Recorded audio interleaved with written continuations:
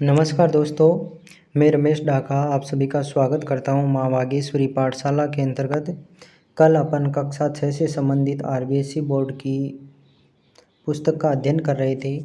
आज अपन कक्षा 6 की ही जो राजस्थान अध्ययन की जो बुक है उसके बारे में अध्ययन करेंगे। तो आज कक्षा 6 हमारा राजस्थान शुरू करते हैं हम, और इन सभी चैप्टरों का अध्ययन करेंगे। कौन कौन से चैप्टर है? नंबर 1 राजस्थान, एक परिचय, राजस्थान का इतिहास, इतिहास जानने के स्रोत, राजस्थान में प्राचीन सभ्यता स्थल, आज़ादी से पूर्व सरकार का स्वरूप, राजस्थान का भौतिक स्वरूप, जल संसाधन एवं संरक्षण, आजीविका के प्रमुख क्षेत्र, राजस्थान में आधारभूत सेवाएं, लोक संस्कृति एवं कला। तो इन सभी 10 चैप्टर का आज एक ही वीडियो में अध्ययन करेंगे। पिछले दोनों वीडियो में भी कक्षा 6 से संबंधित अपन अध्ययन कर रहे थे। अब अपन क्या करते हैं, शुरू करते हैं अध्याय 1 राजस्थान का परिचय। ठीक है दोस्तों, आप इन वीडियो को ध्यानपूर्वक सुनिए, देखिए, आपको बहुत कुछ हेल्प मिलेगी एग्ज़ाम में। जब भी आपका पेपर हो जाए आप पेपर उठाकर देख लेना। पेपर होने के बाद में आपको अधिकतम प्रश्न इन्हीं वीडियो से देखने को मिलेंगे। निश्चित रूप से मैं कहता हूँ आपको, बार बार इसीलिए कह रहा हूँ कि आप इनको ध्यान से देखिए और पूरा वीडियो देखिए। ये मत सोचिए कि अपन अभी कक्षा 6 के बारे में पढ़ रहे हैं और 6 का तो हमें सब कुछ आता है। सब कुछ आता होगा, लेकिन याद कितना है ये महत्वपूर्ण है। कौन कितना जानता है ये महत्वपूर्ण नहीं है, कौन कितना सामने वाले को समझा सकता है। एग्ज़ाम के समय आपको कितना आता है, आप सामने वाले को कितना समझा सकते हो, वो महत्वपूर्ण है। तो अपन शुरू करते हैं राजस्थान एक परिचय अध्याय 1 से। तो अपना पहला प्रश्न है, क्षेत्रफल की दृष्टि से भारत का सबसे बड़ा राज्य कौन सा है? राजस्थान। भारत के कुल क्षेत्रफल का राजस्थान है 10.41%। राजस्थान भारत के किस दिशा में स्थित है? उत्तर पश्चिम भाग में। राजस्थान का अक्षांशीय विस्तार कितना है? 23 डिग्री 3 मिनट से 30 डिग्री 12 मिनट उत्तरी अक्षांश। आगे बढ़ते हैं। राजस्थान का देशांतरीय विस्तार है 69 डिग्री 30 मिनट से 78 डिग्री 17 मिनट। ठीक है। राजस्थान का कुल क्षेत्रफल है 3,42,239 वर्ग किलोमीटर। राजस्थान की उत्तर से दक्षिण की लंबाई 826 किलोमीटर है। राजस्थान की पूर्व से पश्चिम की जो चौड़ाई है वो 869 किलोमीटर है। यानी कि राजस्थान की चौड़ाई ज़्यादा है और लंबाई कम है, जबकि भारत की लंबाई ज़्यादा है और चौड़ाई कम है। राजस्थान में कुल कितने ज़िले हैं? 33। नेक्स्ट है, राजस्थान का क्षेत्रफल की दृष्टि से सबसे बड़ा ज़िला कौन सा है? जैसलमेर है।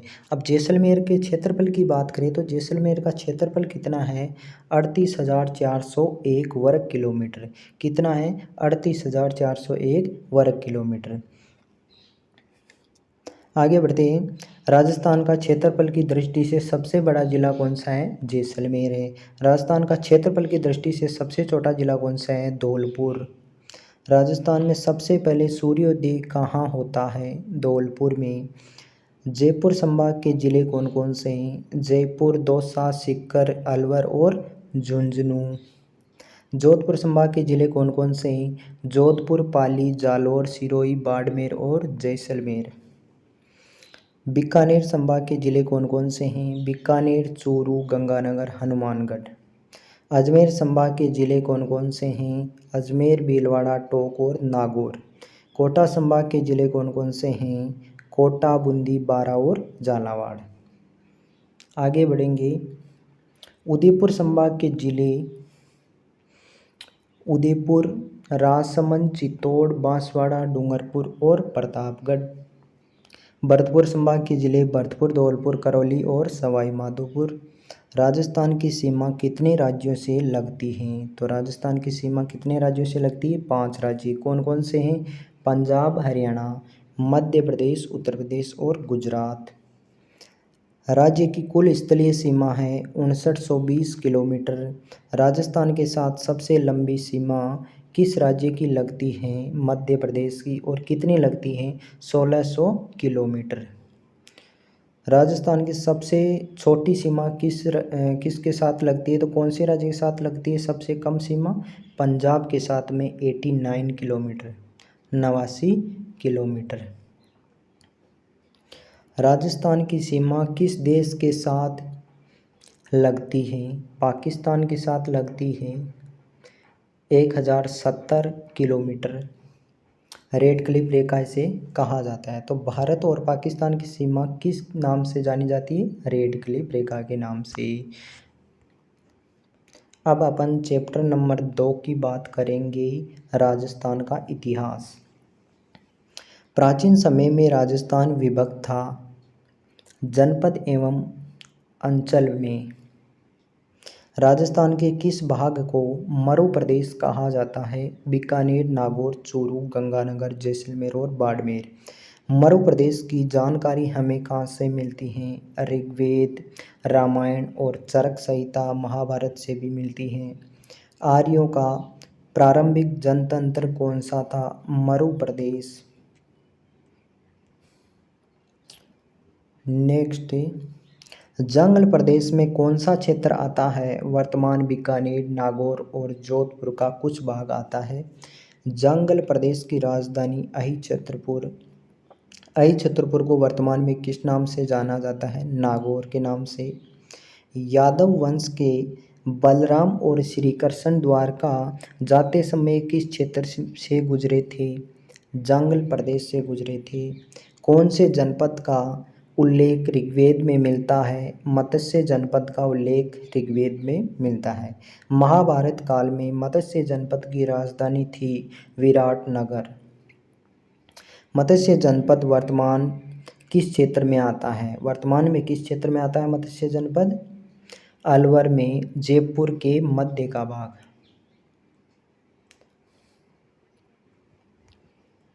नेक्स्ट है, मत्स्य जनपद का वर्णन किस यात्री ने किया? चीनी यात्री युआन चांग ने। राजस्थान के भरतपुर, धौलपुर और करौली का भूभाग किस नाम से जाना जाता है? सूरसेन जनपद। सूरसेन जनपद की राजधानी कौन सी थी? मथुरा।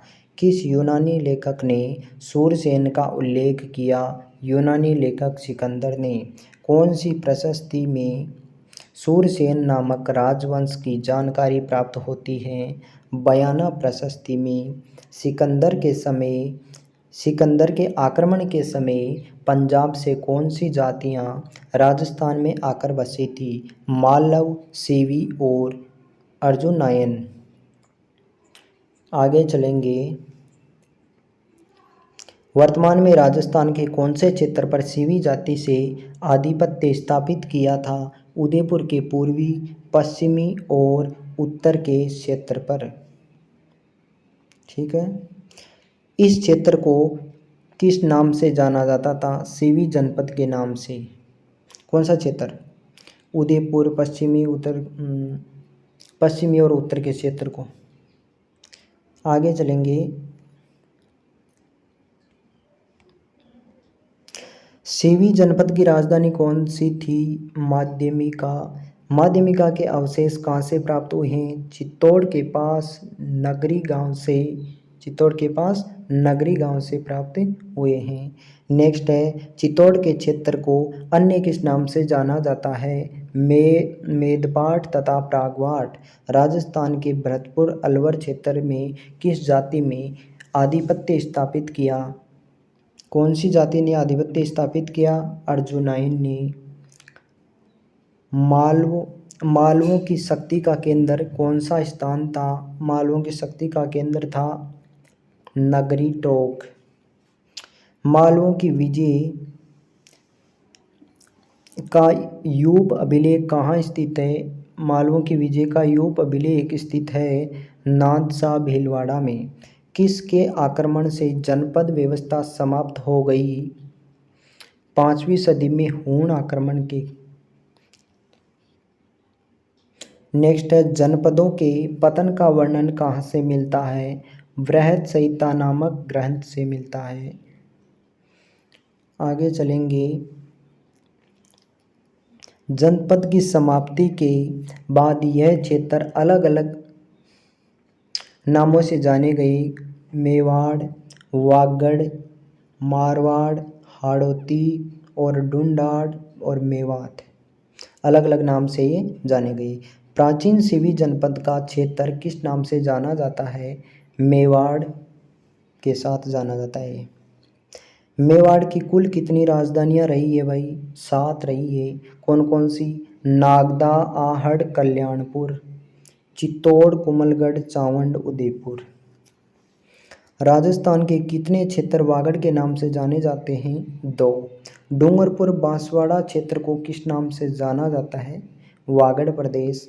पिलानी के पास नरहट क्षेत्र को कहा जाता है? वागड़। मरु प्रदेश को वर्तमान में किस नाम से जाना जाता है? मारवाड़। मंडोर पर 7वीं शताब्दी में किसका शासन था? गुर्जर प्रतिहार का। कोटाबूंदी का क्षेत्र वर्तमान में किस नाम से जाना जाता है? हाड़ौती क्षेत्र। कोटाबूंदी पर प्राचीन काल में किस जनजाति का शासन था? मीणा। बूंदी का नामकरण किसके नाम पर हुआ? बूंदा मीणा के नाम पर। जयपुर के आसपास का क्षेत्र किस नाम से जाना जाता है? ढूंढाड़। कछवाहा वंश से पहले यहाँ किसका शासन था? मीणा और बड़ गुर्जरों का। अलवर वरथपुर का क्षेत्र किस नाम से जाना जाता है? मेवात। मेवात क्षेत्र में किस जनजाति का आधिपत्य था? मेव जाति का। मेव जाति का प्रसिद्ध नायक कौन था? हसन खां मेवाती। हसन खां मेवाती किस युद्ध में राणा सांगा की ओर से लड़ा था? खानवा के युद्ध में। प्रतापगढ़ को किस नाम से जाना जाता है? कांठल। झालावाड़ क्षेत्र को किस नाम से जाना जाता है? मालवा। शेखावाटी क्षेत्र को किस क्षेत्र के नाम से जाना जाता है? चूरू, झुंझुनू और सीकर। ब्यावर और अजमेर क्षेत्र को किस नाम से जाना जाता है? मेरवाड़ा। नेक्स्ट अपना अध्याय है अध्याय नंबर 3, इतिहास जानने के स्रोत। तो इतिहास जानने के स्रोत को कितने भागों में विभाजित किया जा सकता है? 2 भागों में। कौन कौन से हैं? पुरातात्विक एवं साहित्यिक स्रोत। प्राचीन काल के अवशेष जिनसे हमें स्थान एवं घटनाओं के संदर्भ को समझने में सहयोग मिलता है क्या कहलाते हैं? पुरातात्विक स्रोत कहलाते हैं। प्रतिहारों की जानकारी हमें किस अभिलेख से मिलती है? गठियाला अभिलेख से मिलती हैं। चौहान वंश के इतिहास की जानकारी हमें बिजोलिया शिलालेख से मिलती है। रावल समर सिंह के युद्ध की जानकारी हमें चीरवा के शिलालेख से मिलती है। जयानक द्वारा रचित पृथ्वीराज विजय महाकाव्य से किस वंश की जानकारी मिलती है? चौहान वंश की। हमीर महाकाव्य किसकी रचना है? नयन चंद्र सूरी की। हमीर महाकाव्य से हमें जानकारी मिलती है चौहान वंश अलाउद्दीन खिलजी के रणथंभौर विजय के बारे में। पश्चिमी भारत की यात्रा किसकी रचना है? कर्नल जेम्स टोड की है। वंश भास्कर रचना किसकी है? सूर्यमल मिश्रण की है। वीर विनोद किसकी रचना है? श्यामल दास जी की है। मारवाड़ राज्य का इतिहास की रचना विश्वेश्वर नाथ जी की है। आगे बढ़ते हैं। चैप्टर नंबर 4 है अपना राजस्थान में प्राचीन सभ्यता स्थल। तो पहला प्रश्न है राजस्थान में प्रस्तर युग के अवशेष किन नदियों किनारे प्राप्त हुए हैं? तो बनास, गंभीरी, बेड़च और चंबल नदी के किनारे पर।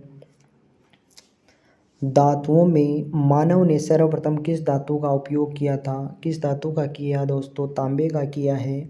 आगे चलेंगे और बात करेंगे राजस्थान में ताम्र सभ्यता के अवशेष कहाँ प्राप्त हुए हैं? तो ताम्र सभ्यता के अवशेष कालीबंगा, गणेश्वर और आहड़ से प्राप्त हुए हैं। कालीबंगा सभ्यता किस नदी के किनारे स्थित है? दृष्टवती नदी और सरस्वती नदी के किनारे कालीबंगा सभ्यता की खोज किसने की? अमलानंद घोष ने। ये यहाँ पे गलत लिखा गया है, टाइपिंग में घोषणा लिखा हुआ है, यहाँ होगा कालीबंगा सभ्यता की खोज किसने की? तो अमलानंद घोष ने। कालीबंगा सभ्यता राजस्थान के किस जिले से संबंधित है? हनुमानगढ़ में है ये। और अमलानंद घोष की सभ्यता की पहचान के बाद में कालीबंगा से उत्खनन करने वाले कौन थे?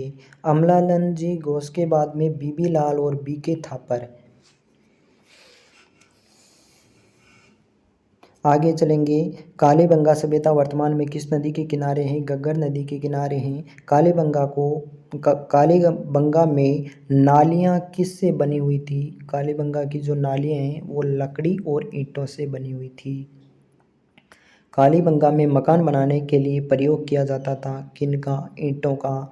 कालीबंगा में अग्नि वेदिका कहाँ पर बनी होती थी? चबूतरों पर। कालीबंगा की नगर नियोजन व्यवस्था किस सभ्यता के समान थी? सिंधु सभ्यता के समान थी। कालीबंगा से प्राप्त नगरों में कृषि कहाँ की जाती थी? नगर की चारदीवारी के बाहर की जाती थी। गाय के मुख वाले प्याले किस सभ्यता से प्राप्त हुए हैं? कालीबंगा से। तांबे के बेल की मूर्ति कहाँ से प्राप्त हुई है? कालीबंगा से। कांसे का दर्पण किस सभ्यता से प्राप्त हुआ है? कालीबंगा से। किस सभ्यता से हमें हाथी दांत से बना कंधा प्राप्त हुआ है? कालीबंगा से। यहाँ पे लिखा हुआ है कंधा, ये होगा कंगा।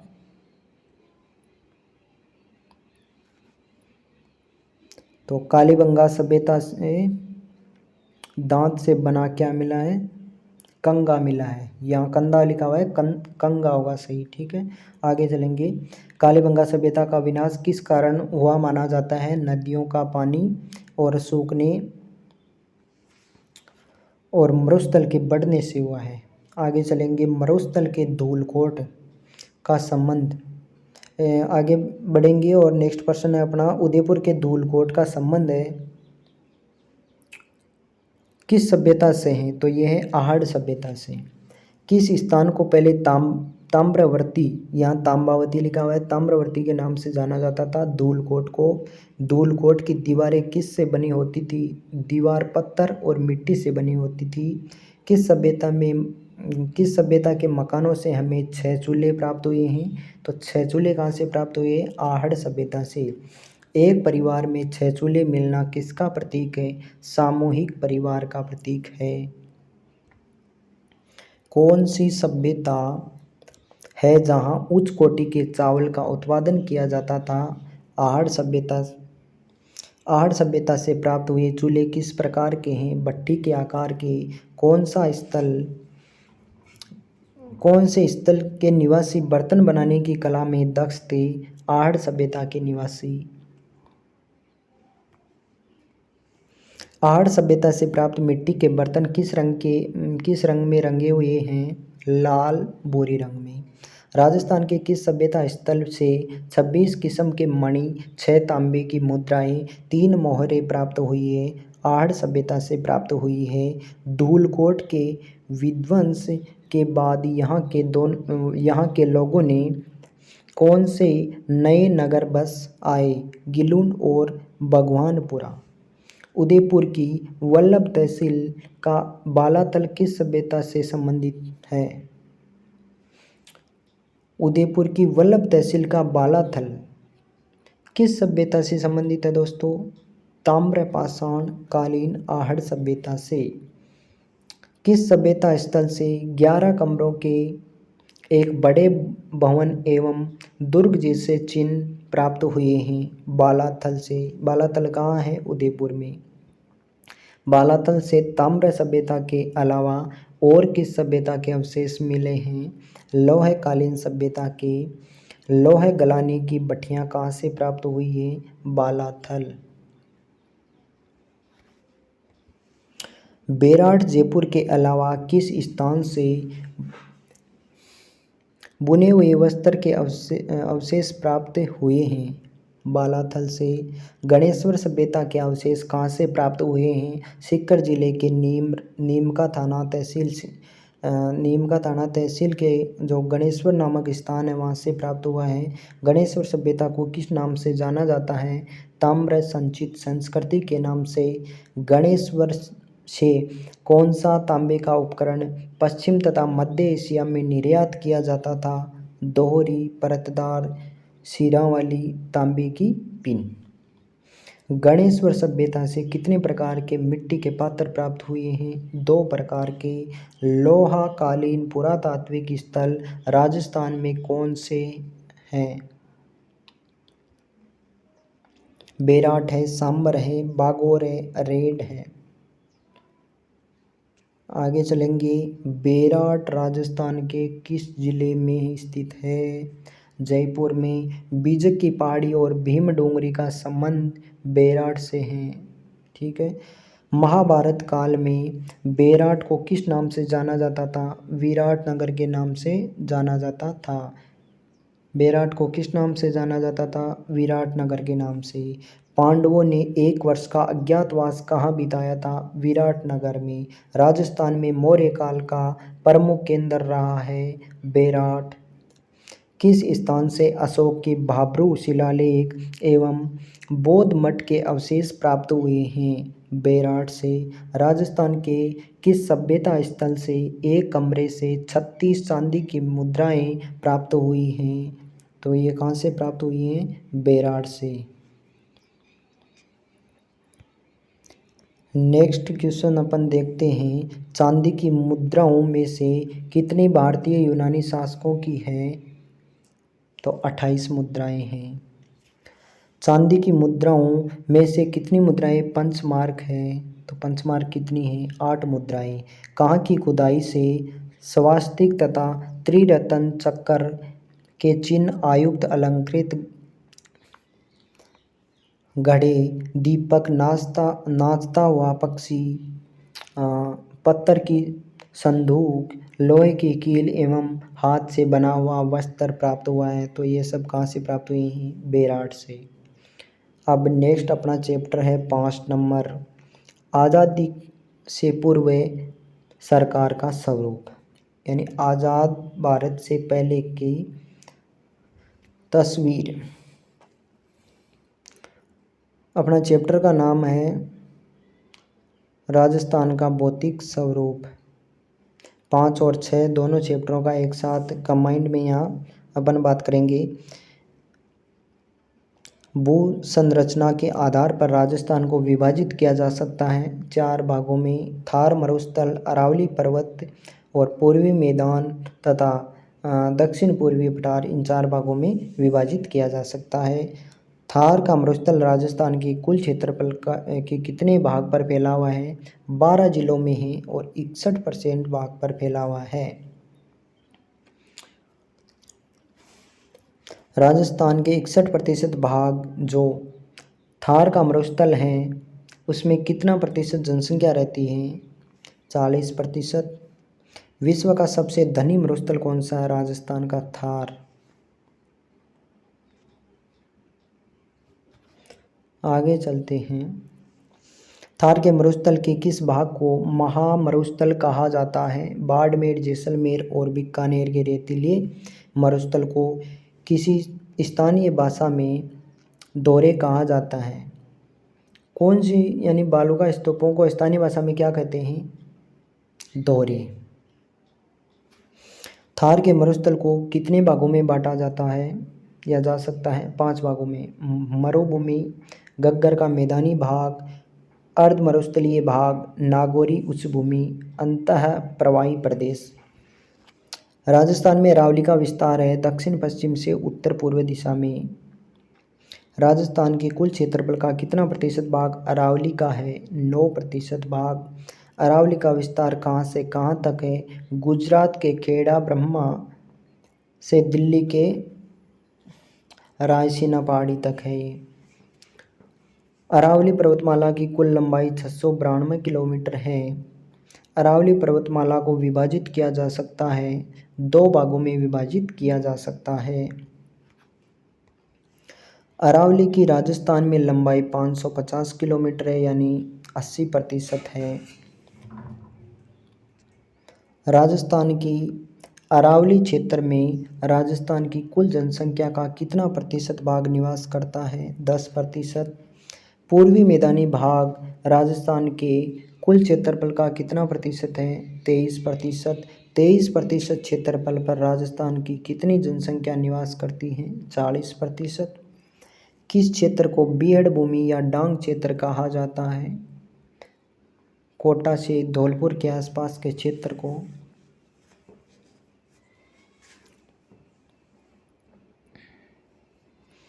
छप्पन का मैदान कहाँ पाया जाता है? बांसवाड़ा प्रतापगढ़ जिले में माही और सहायक नदियों द्वारा निर्मित मैदानी भागों के आसपास होता है ये। राजस्थान के दक्षिणी पूर्वी पठारी भाग को किस नाम से जाना जाता है? हाड़ौती के पठार के नाम से। दक्षिणी पूर्वी पठारी भाग राजस्थान के कुल क्षेत्रफल का कितना भाग फैला हुआ है? 7%। दक्षिण पूर्वी पठारी भाग में राजस्थान की कुल जनसंख्या का कितना प्रतिशत रहता है? 11%। राजस्थान में कितने प्रकार की जलवायु परिस्थितियाँ उपलब्ध हैं? 5। अरावली से पूर्व में जयपुर एवं उत्तर पूर्वी जिलों में किस प्रकार की जलवायु पाई जाती है? उप आर्द्र जलवायु। सवाई माधोपुर से लेकर उदयपुर तक किस प्रकार की जलवायु पाई जाती है? आर्द्र जलवायु। दक्षिण में बांसवाड़ा व दक्षिण पूर्वी के झालावाड़ जिले में जलवायु पाई जाती है, अति आर्द्र जलवायु पाई जाती है। राजस्थान की प्रमुख ऋतु हैं ग्रीष्म ऋतु है, मार्च से जून तक ये ग्रीष्म ऋतु चलती है। वर्षा ऋतु जुलाई से सितंबर तक चलती है और शीत ऋतु अक्टूबर से फरवरी तक चलती है। शीत ऋतु कहाँ तक चलती है? अक्टूबर से फरवरी तक। आगे चलेंगे। राजस्थान में ग्रीष्म ऋतु में चलने वाले अत्यंत गर्म धूल भरी हवाएं क्या कहलाती हैं? लू कहलाती है, जो 100 किलोमीटर प्रति घंटा की स्पीड से चलती है। किस मानसून से राजस्थान में अधिक वर्षा होती है? बंगाल की खाड़ी के मानसून से। दक्षिणी राजस्थान में सर्वाधिक वर्षा किस मानसून से होती है? अरब सागर मानसून से। राजस्थान का सर्वाधिक आर्द्र जिला झालावाड़ है, जिसमें 100 सेंटीमीटर वर्षा होती है। राजस्थान का सबसे कम वर्षा वाला जिला कौन सा है? जैसलमेर है, यहाँ लगभग 10 सेंटीमीटर वर्षा होती है। राजस्थान में सर्वाधिक वर्षा वाला स्थान कौन सा है? माउंट आबू है, यहाँ पर लगभग 150 सेंटीमीटर वर्षा होती है। भारत में शीत ऋतु में होने वाली वर्षा क्या कहलाती है? मावठ कहलाती है। शीत ऋतु में होने वाली वर्षा किससे होती है? पश्चिमी विक्षोभों से होती है। शीत ऋतु में होने वाली वर्षा पश्चिमी विक्षोभ से होती है। मावठ किस फसल के लिए सर्वाधिक उपयुक्त है? मावठ जो सर्दियों में वर्षा होती है, गोल्डन ड्रॉप्स इसे कहते हैं। ये जो वर्षा है वो गेहूं के लिए सर्वाधिक लाभदायक होती है। आगे चलेंगे। अध्याय 7 जल संसाधन एवं संरक्षण की बात करेंगे। तो ये है, राजस्थान में जल विभाजक है, अरावली पर्वतमाला है। अपवाह क्षेत्रों के मध्य उच्च भूमि जो वर्षा जल को विभिन्न दिशाओं में विभक्त कर प्रभावित करती हैं, उसे क्या कहते हैं? जल विभाजक रेखा कहते हैं। राजस्थान में अपवाह तंत्र को कितने भागों में बांटा जा सकता है? 3 भागों में बांटा जा सकता है। कौन कौन से में? बंगाल की खाड़ी अपवाह तंत्र हो गया, अरब सागर का अपवाह तंत्र हो गया, फिर आंतरिक अपवाह तंत्र। इन 3 भागों में बांटा जा सकता है। राजस्थान की बनास, काली, सिंध, पार्वती आदि नदियाँ किस नदी में मिलती हैं? ये मिलती है यमुना नदी में। यमुना नदी किस में मिलकर अपना जल बंगाल की खाड़ी तक पहुंचाती है? तो यमुना गंगा में मिल जाती है। अरब सागर में जल ले जाने वाली नदियाँ लूनी, माही, साबरमती, पश्चिम बनास और उनकी सहायक नदियाँ। ऐसी नदियाँ जो समुद्र में पहुंचकर जलभाग में ही विलुप्त हो जाती हैं।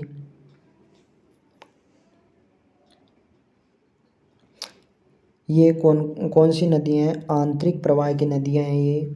राजस्थान में आंतरिक प्रवाह की प्रमुख नदियाँ कौन कौन सी है? गग्गर नदी, बाणगंगा नदी, कांतली नदी, साबी नदी, रूपारेल नदी और नदी मेड नदी। चंबल नदी का उद्गम स्थल कौन सा है? मध्य प्रदेश में विंध्याचल पर्वत। राजस्थान की 12मासी सबसे लंबी नदी कौन सी है? चंबल नदी। चंबल नदी राजस्थान में कहाँ प्रवेश करती है? चित्तौड़गढ़ जिले में भैंसरोडगढ़ से। राजस्थान में चंबल नदी का बहाव क्षेत्र भैंसरोडगढ़, कोटा, बूंदी, सवाई माधोपुर, करौली और धौलपुर। चंबल नदी राजस्थान के कितने जिलों में बहती है? तो कितने जिलों में बहती है? 6 जिलों में। राजस्थान का उद्योग इस नगर को कहते हैं। राजस्थान का उद्योग कौन से नगर को कहते हैं? कोटा को। कोटा किस नदी के किनारे स्थित है? चंबल नदी। बनास नदी का उद्गम स्थल है राजसमंद जिले की। खबर लिखा हुआ है यहाँ, तो राजसमंद जिले की खमनोर की पहाड़ियों से होगा दोस्तों। बनास नदी का उद्गम स्थल कौन सा है? राजसमंद जिले की खमनोर की पहाड़ियों से। ठीक है। बनास नदी का बहाव क्षेत्र है राजसमंद, चित्तौड़गढ़, भीलवाड़ा, टोंक, सवाई माधोपुर। ठीक है। बनास नदी चंबल में किस स्थान पर विलय होती है? यहाँ लिख दिया मिले होती है। तो बनास नदी चंबल में किस स्थान पर विलय होती है यानी कि मिलती है? तो ये सवाई माधोपुर के रामेश्वर के निकट मिलती है। बनास नदी है ये मौसमी नदी है। बनास नदी राजस्थान में बहने वाली सबसे लंबी नदी कौन सी है? बनास नदी है। बनास नदी की लंबाई 480 किलोमीटर है। बनास नदी के तट पर स्थित नगर कौन से हैं? टोंक है, सवाई माधोपुर है। बनास की प्रमुख सहायक नदियां हैं मेनाल, कोठारी, बेडस और खारी नदी। लूनी नदी का उद्गम कौन से जिले से है? ये है अजमेर से। लूनी नदी का उद्गम अजमेर के किस स्थान से होता है? गोविंदगढ़ से। लूनी नदी का उद्गम किन दो धाराओं के मिलने से होता है? सरस्वती व साबरमती नामक दो धाराओं से। लूनी नदी का बहाव क्षेत्र अजमेर, नागौर, पाली, जोधपुर, बाड़मेर, जालौर से होते हुए कच्छ की खाड़ी में। कच्छ की खाड़ी गुजरात में है। लूनी नदी का पानी कहाँ के बाद खारा हो जाता है? तो बाड़मेर जिले के बालोतरा में खारा हो जाता है। लूनी नदी की प्रमुख सहायक नदियाँ कौन कौन सी है? तो ये जोजड़ी है, बांडी, मीठड़ी, जवाई, खारी, सूखड़ी, सागी, गुइया ये है। तो माई नदी का उद्गम स्थल कहाँ से है? मध्य प्रदेश में विंध्याचल पर्वत से। माही नदी राजस्थान के किन दो जिलों में बहती है? बांसवाड़ा और प्रतापगढ़। माही नदी की प्रमुख सहायक नदी कौन सी है? सोम और जाखम। माही नदी अपना जल कहाँ ले जाती है? खंभात की खाड़ी में। बाणगंगा नदी का उद्गम स्थल कौन सा है? जयपुर है। नेक्स्ट है बाणगंगा नदी का उद्गम स्थल कहाँ से होता है? उद्गम स्थल कहाँ है? बेराट की पहाड़ी से। कौन सी नदी का पानी भरतपुर में घना पक्षी राष्ट्रीय उद्यान में नम भूमि का निर्माण करता है? बाणगंगा नदी का। किस नदी को अर्जुन की गंगा कहा जाता है? बाणगंगा को। गग्गर नदी का उद्गम स्थल है हिमाचल प्रदेश में शिवालिक की पहाड़ियाँ। गग्गर नदी है आंतरिक प्रवाह की नदी है ये। गग्गर नदी राजस्थान में किस जिले में प्रवेश करती है? हनुमानगढ़ में। गग्गर नदी कहाँ से भूमिगत हो जाती है? गंगानगर में। गग्गर नदी किस प्राचीन नदी की सहायक नदी मानी जाती है? सरस्वती नदी की।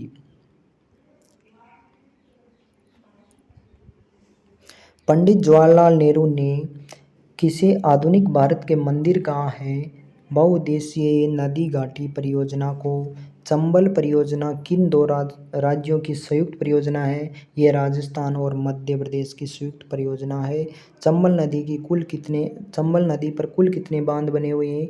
4 बांध बने हुए हैं। चंबल नदी पर बना मध्य प्रदेश में स्थित बांध का क्या नाम है? गांधी सागर बांध है।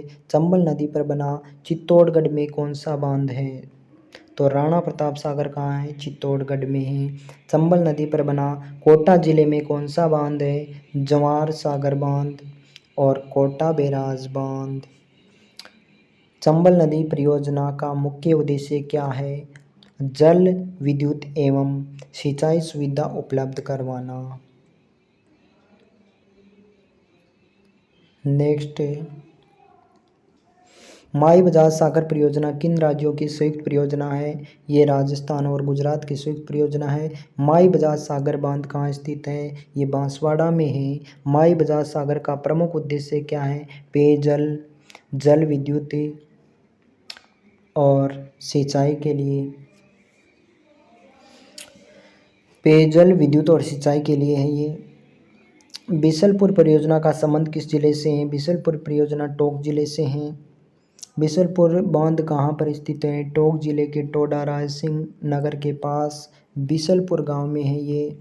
बिशलपुर बांध से किन जिलों को पेयजल की आपूर्ति होती है? जयपुर, अजमेर और टोंक।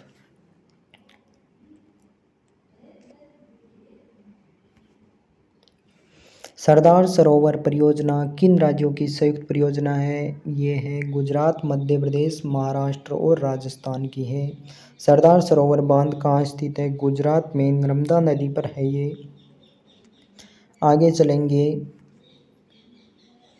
सरदार सरोवर बांध से राजस्थान के किन जिलों को फायदा मिलता है? तो ये फायदा मिलता है बाड़मेर, जालौर जिले में सिंचाई और पेयजल सुविधा उपलब्ध करवाई जाती है। जवाई बांध कहाँ पर स्थित है? यह है पाली में। सोम कमला अम्बा परियोजना का संबंध कौन से जिले से है? डूंगरपुर जिले से है। मानसी वाकल परियोजना का संबंध उदयपुर से है। जाखम परियोजना का संबंध जाखम नदी, जाखम बांध प्रतापगढ़ में स्थित है ये। परंपरागत जल स्रोत कौन कौन से हैं? कुएं हैं, बावड़ियां हैं, जोड़ है, टांके हैं और खड़ीन है। गोवर्धन सागर और रस सागर झील कहाँ स्थित है? उदयपुर में। जन्ना सागर झील कहाँ स्थित है? यह उदयपुर में। गोमती नदी पर बांध बनाकर किस झील का निर्माण किया गया? जयसमंद झील का निर्माण किया गया। कौन सी झील का निर्माण किया गया दोस्तों? जयसमंद झील का। जयसमंद झील का निर्माण किसने करवाया? जय सिंह ने। विश्व की मीठे पानी की सबसे बड़ी मानव निर्मित झील कौन सी है दोस्तों? जयसमंद। जोधपुर की प्रमुख झीलें कौन कौन सी है? बालसमंद है, कायलाना है और उम्मेद सागर झील है। जैसलमेर में स्थित झील का नाम क्या है? गढ़सीसर। गेब सागर या गेब सागर झील राजस्थान के किस जिले में स्थित है? डूंगरपुर में। कोलाइत झील बीकानेर में स्थित है। सिलीचेट झील दोस्तों कहाँ है? अलवर में है। वर्तमान में जल संरक्षण की कौन सी विधि प्रचलित है? रूफटॉप जल संचय और वाटर हार्वेस्टिंग। अब बात करते हैं अपन अगले चैप्टर की। अगला चैप्टर 8 नंबर है, आजीविका के प्रमुख क्षेत्रों से संबंधित है। और बात करेंगे अपन रबी की फसल की बुआई होती है, कब होती है? अक्टूबर नवंबर में। रबी की फसल की कटाई की जाती है मार्च अप्रैल में। प्रमुख रबी की फसल कौन सी हैं? गेहूँ, जौ, चावल, चना, सरसों। प्रमुख रबी की फसल की बुआई की जाती है। नेक्स्ट प्रश्न है अपना, खरीफ की फसल की बुआई कब की जाती है? तो ये जुलाई अगस्त में की जाती है। खरीफ की प्रमुख फसल कौन सी हैं? जवार, बाजरा, मूंग, कपास, गन्ना, मूंगफली, तिल। जवार, बाजरा, मूंग, कपास, गन्ना, मूंगफली और तिल। जायद की फसल कब बोई जाती है बताओ? ये बोई जाती है मार्च अप्रैल से जून जुलाई तक।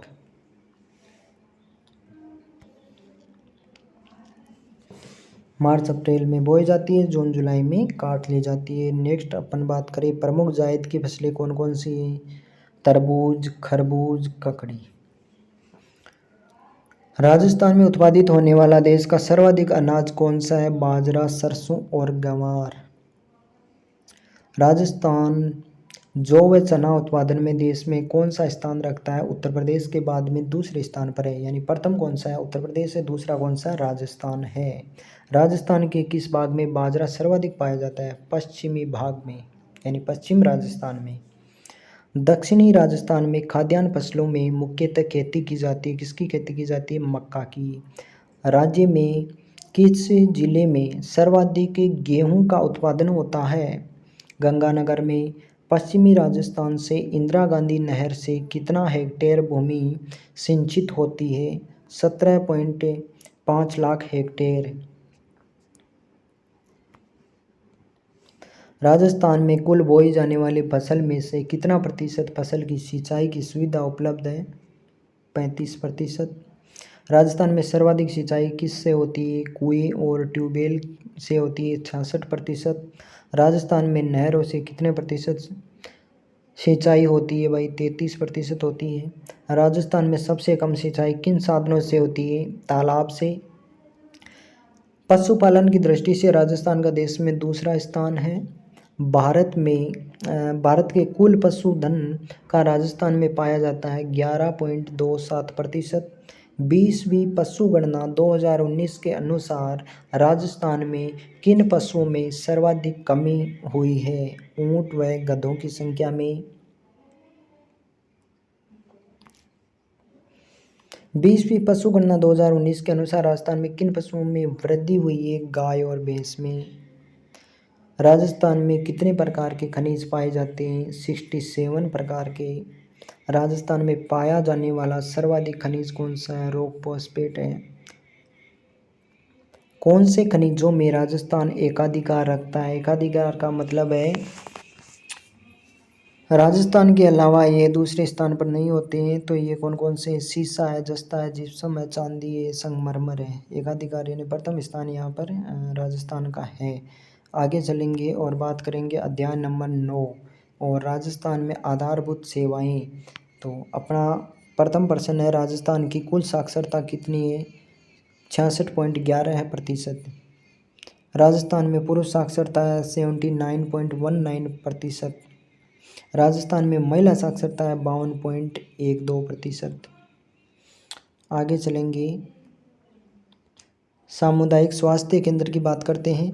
राजस्थान में 33 जिलों में से कितने जिलों में मेडिकल कॉलेज खोले जाएंगे। 30 जिलों में। हो सकता है अब आगे और बढ़ गए होंगे, लेकिन ये आंकड़े बुक से उठाए हुए हैं सीधे। तो सुकन्या समृद्धि ये योजना वगैरह है, ये चेंज होती रहती है, तो देख लेना आप। सुकन्या समृद्धि योजना के तहत खाता कहाँ खुलवाए जाते हैं। डाक विभाग में। राजस्थान परिवहन निगम की स्थापना कब हुई थी। 1 अक्टूबर 1964 में। राजस्थान में सड़कों की सर्वाधिक लंबाई कहाँ है। जोधपुर में। राजस्थान में सड़कें किस न्यूनतम लंबाई। सड़कों की सबसे कम लंबाई कहाँ है। धौलपुर में। राजस्थान में स्थित सबसे लंबा राष्ट्रीय राजमार्ग NH-15। NH-15 का नया नाम क्या है। NH-68, 11 और 62। राज्य का सबसे छोटा राष्ट्रीय राजमार्ग कौन सा है। NH-71B। NH-71B का नया नाम क्या है। NH-919। 919 ये चीज़ याद रखनी है आपको।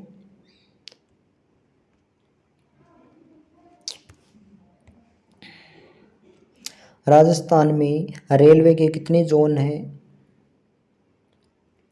2 जोन है, उत्तर पश्चिम रेलवे और पश्चिम मध्य रेलवे। राजस्थान में रेलवे के कितने मंडल है। 5 मंडल। कौन कौन से। जयपुर, जोधपुर, अजमेर और बीकानेर, कोटा। भारत का सबसे बड़ा रेलवे मॉडल कक्ष स्थित है उदयपुर में। राजस्थान में पहली रेलगाड़ी चलाई गई आगरा फोर्ट से बांदीकुई के बीच में अप्रैल 1874 में। बात करते हैं अगले चैप्टर की। अगला चैप्टर है नंबर 10, लोक संस्कृति एवं कला की बात करेंगे। और प्रश्न है पूर्वी राजस्थानी भाषा की प्रतिनिधि बोली कितनी है? 4 है। ढूंढाड़ी, हाड़ौती, मेवाती, अहिरवाटी, ये चारों हैं। आगे चलेंगे। पश्चिमी राजस्थान की प्रतिनिधि बोलियां कितनी है? यहाँ गोलियां लिखा हुआ है टाइपिंग में, तो यहाँ बोलियां होगा। तो पश्चिमी राजस्थान की प्रतिनिधि बोलियां कितनी है? ये 4 है। मारवाड़ी, मेवाड़ी, वागड़ी और शेखावटी।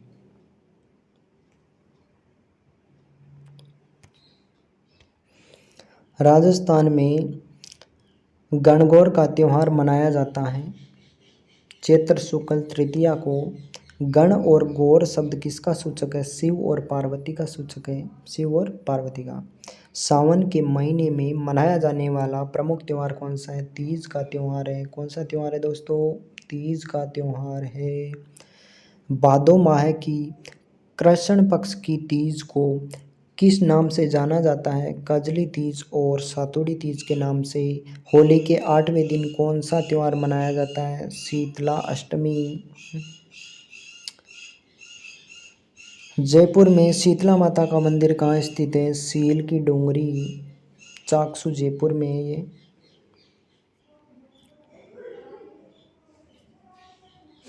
उदयपुर में शीतला माता का प्रमुख मंदिर कौन सा है? वल्लभनगर कस्बे में है। पुष्कर मेले का आयोजन किया जाता है कार्तिक पूर्णिमा को। केला माता का मंदिर, केला माता का मंदिर, ये स्वयं ऐसे क्या लिख दिया? चलो इसको छोड़ो, गलत लिख दिया ये।